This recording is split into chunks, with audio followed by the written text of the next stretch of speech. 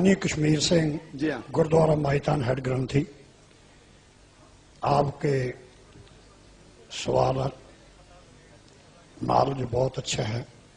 मेरा एक आपके धर्म के बारे में परमंती है कि आपका धर्म हमारा धर्म शब्द का पुजारी है। आप कुरान को, हम गुरु ग्रंथ साहब को शब्द को मानते हैं, और आपके ही धर्म में कुछ एक मूर्ति पूजा का भी जो विधान है नहीं है, परंतु कुछ एक आदमी ये मूर्ति नहीं बनाई कि उसकी कब्र के रूप में जो है मजार के रूप में उसको मान्यता दे दी। आप मूर्ति खड़ी पूज लो और पड़ी पूज लो, तो एक बात ही है, क्या ये जो है धर्म के उल्ट नहीं है? इस बारे आप रोशनी पाएंगे। भाई साहब ने अच्छा सवाल पूछा और हम इस सवाल को दोहराएंगे, अगर सवाल को समझने में कुछ गलती होगी तो आप सीधा कर लेना। भाई साहब ने पूछा कि बुत परस्ती गलत है, उनके मजहब में भी गलत है, हमारे मजहब में भी गलत है। आप बुत को उल्टा पूजो या सीधा पूजो, तो मजहब को पूजना सही है क्या नहीं, वो आपका सवाल था। मजार पे जाना सही है क्या गलत है? भाई साहब ने बहुत अच्छा सवाल पूछा। इसीलिए मैं कहता हूं कि इस्लाम को जानने के लिए मुसलमान को मत देखो, कुरान और हदीस को देखो। कुरान में कहीं भी नहीं लिखा हुआ है कि मजार बनाओ। यहां तक कि अल्लाह के रसूल मोहम्मद सल्लल्लाहु अलैहि वसल्लम ने कहा कि कोई भी कब्र पक्की नहीं होना चाहिए, अगर पक्की है तो उसको जमीन से नष्ट करना चाहिए।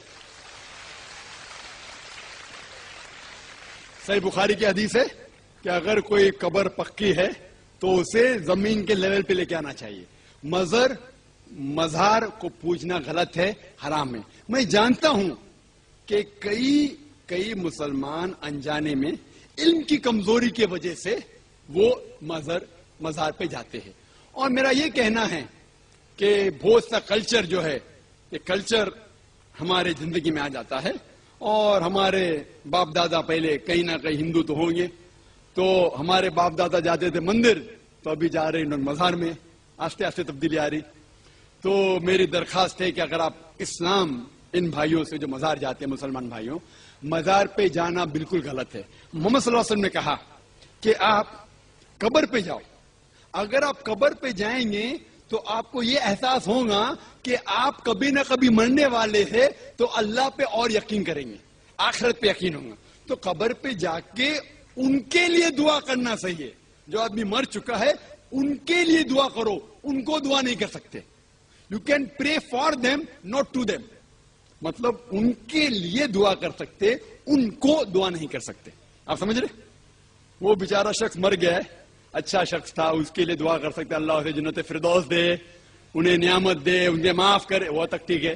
लेकिन जाके ये बोले कि मेरे एग्जामिनेशन में मेरे नंबर कम है, तो बाबा नंबर अच्छे कर लो, ये बिल्कुल हराम है। शिफा, कुरान मजीद में कम से कम 25 आयतें हैं जिसमें लिखा है शिफा।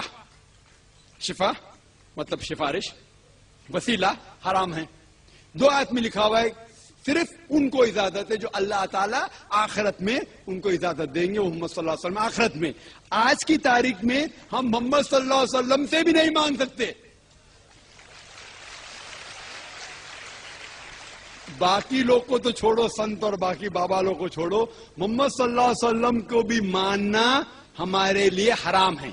जो शख्स मर चुका है हम उन्हें इज्जत करते हैं, मोहम्मद सल्लल्लाहु अलैहि वसल्लम से मोहब्बत करते हैं, उनसे प्यार करते हैं, लेकिन उनकी पूजा नहीं करते, उनकी इबादत नहीं करते। इबादत सिर्फ अल्लाह की है।